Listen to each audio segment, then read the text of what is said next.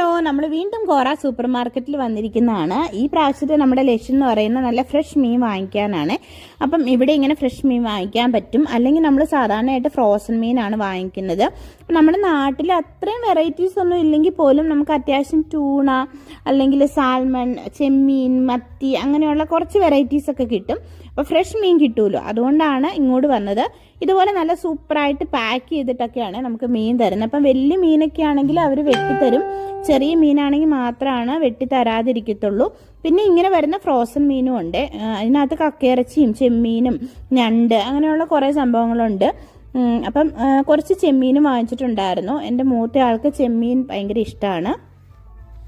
അപ്പം ഞങ്ങൾ ഇതൊക്കെയായിട്ട് തിരിച്ച് വീട്ടിലേക്ക് പോവാണ്. ഇത് വെട്ടിക്കറി വെച്ചിട്ട് വേണം, കാരണം മത്തി അവർ വെട്ടാതാണ് തന്നിരിക്കുന്നത്. അപ്പം അത് വെട്ടിക്കറി വെച്ചിട്ട് വേണം ഇന്ന് ചോറുണ്ണാനായിട്ട്.